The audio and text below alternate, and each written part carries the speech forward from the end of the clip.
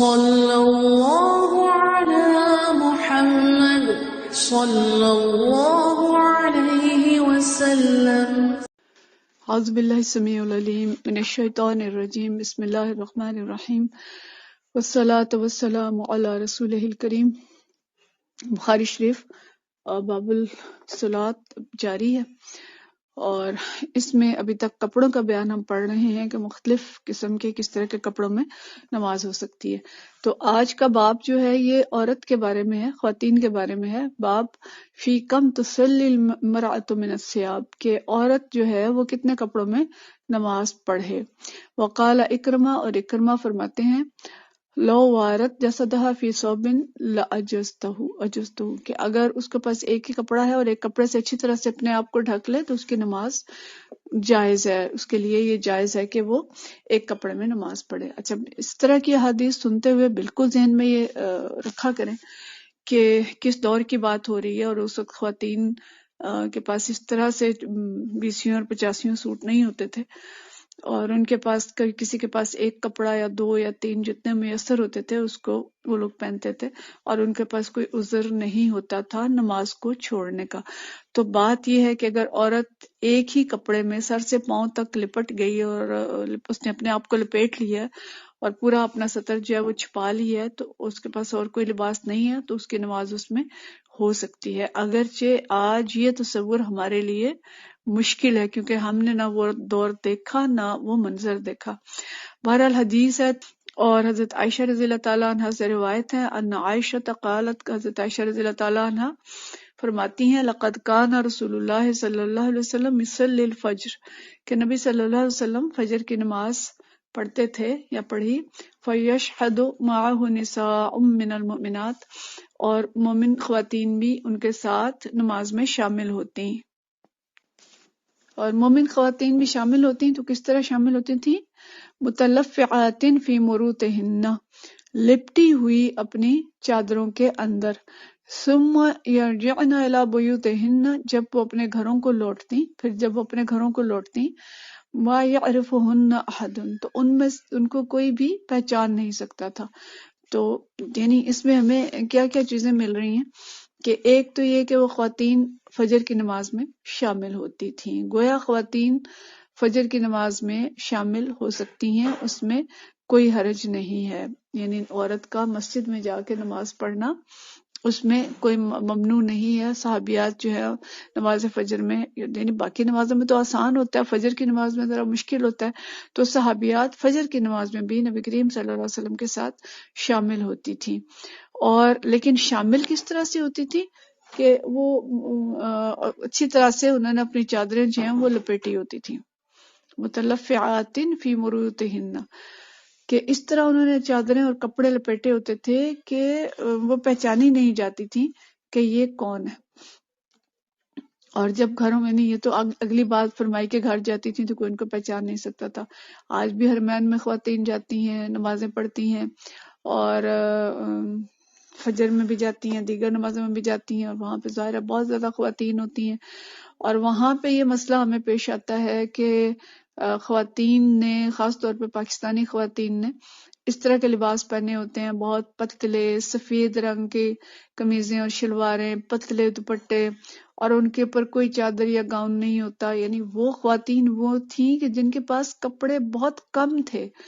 یعنی قلت کا زمانہ تھا اور غربت کا زمانہ تھا، اور ان کے پاس اگر ایک ہی چادر ہوتی تھی تو وہ بھی اس طرح سے لپیٹ کے آتی تھی کہ حضرت عائشہ رضی اللہ تعالیٰ عنہ فرماتی ہیں ما یعرفہن احد، کہ کوئی پہچان نہیں سکتا تھا کہ یہ کون سی خاتون ہے۔ یعنی یہ تو پتہ چلتا تھا کہ یہ عورت ہے، لیکن یہ نہیں پتہ چلتا تھا کہ یہ کون ہے۔ ظاہر ہے تھوڑے سے لوگ تھے، ایک دوسرے کو جانتے تھے، پہچانتے تھے، لیکن اتنی اچھی طرح سے پردہ کیا ہوتا تھا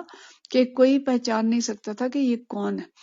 تو دیکھیں آج خواتین بھی مسجدوں میں جاتی ہیں، اس وقت علماء کہتے تھے کہ اگر فتنے کا ڈر نہ ہو تو عورت مسجد جا سکتی ہے۔ آج کی عورت جس طرح سے مساجد میں جاتی ہے، جس نامکمل لباس میں جاتی ہے، جس طرح کے پتلے کپڑوں میں جاتی ہے، وہ کس طرح سے جائز ہوں گے؟ اور اصل حکم کیا ہے، اور اصل جو ہمارے لیے رول ماڈل خواتین ہیں وہ کس طرح کا لباس پہن کے مسجد جاتی ہیں؟ تو اگر مسجد جانا ہے تو ایسا لباس ہو جو ساتر ہو، جس میں عورت پوری طرح سے ڈھکی ہوئی ہو، اگر چادر ہے یا گاؤن ہے یا جو بھی چیز ہے وہ اس طرح سے لپیٹی ہو کہ جسم کا کوئی حصہ جو ہے وہ اس میں سے نظر نہ آتا ہو۔ تو اگر مسجد کے لیے یہ حکم ہے تو بازاروں کے لیے کیا حکم ہوگا کہ بازاروں کے اندر عورت جو ہے وہ سر سے بھی اتار کے اور ہاف سلیوز اور کس حال میں چلی جائے جہاں فتنے کا زیادہ ڈر ہے۔ یعنی مسجد میں تو پھر نیک لوگ ہوتے ہیں، اور وہاں پہ اس کو کس طرح سے خواتین جا رہی ہیں، اور بازاروں کے اندر تو ہر طرح کے لوگ ہیں، تو وہاں پہ عورت اگر اس طرح سے کھلے عام پھرتی ہے تو پھر کیا ہوگا۔ تو یہ یعنی احادیث جو ہیں صرف سرسری چیزیں نہیں ہیں کہ ان کے اوپر سے ہم گزر جائیں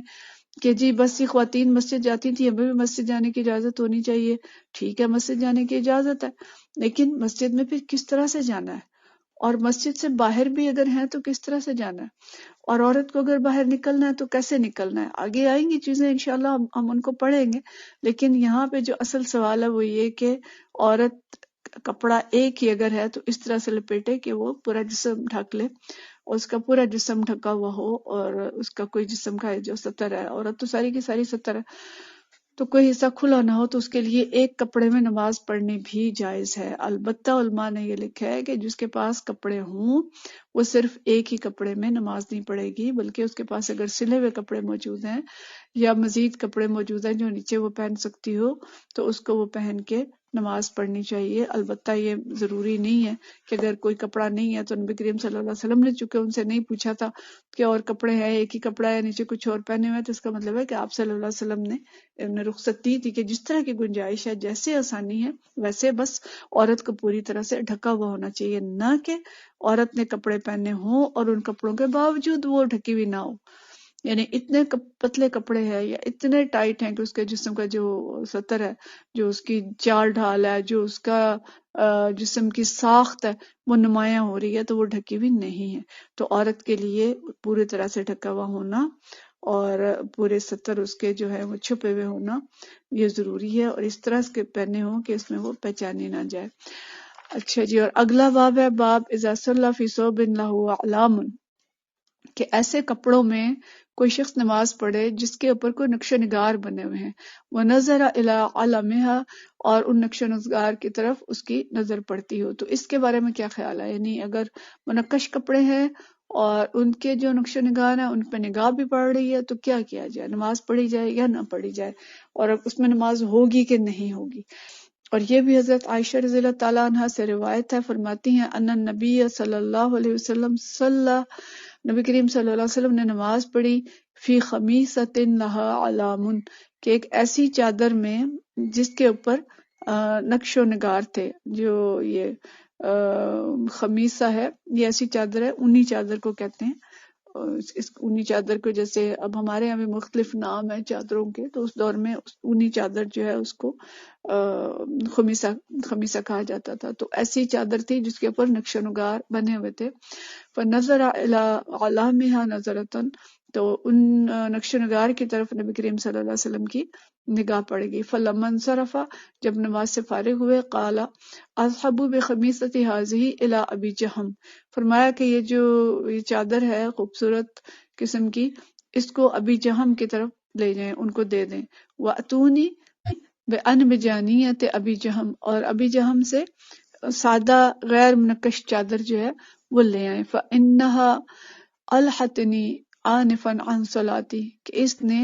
مجھے غافل کر دیا تھوڑی دیر کے لیے نماز سے، یعنی ابھی اس نماز نے، اس چادر نے مجھے دوسری طرف متوجہ کر دیا۔ یہ الحتنی جو ہے کہ جیسے لہو الحدیث ہے، لہو سے ہے، لہو الحدیث ایسی چیز جو غافل کر دے، اور الہاکم التکاثر کہ ان کو کثرت نے غافل کر دیا۔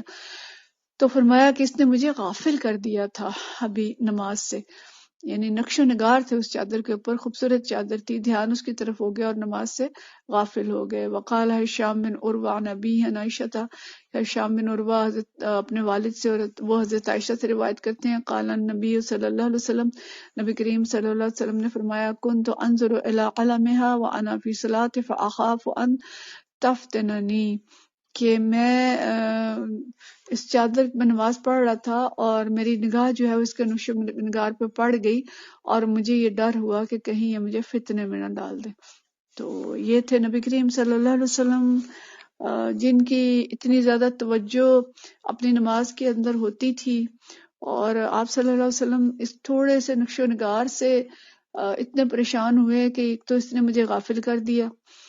اور دوسرا فرما رہے ہیں کہ یہ کہیں مجھے فتنے میں نہ ڈال دیں۔ یعنی فتنہ تو یہ ہو گیا نا کہ اللہ سے ہٹ کے توجہ جو ہے وہ کسی اور چیز کی طرف ہو جائے۔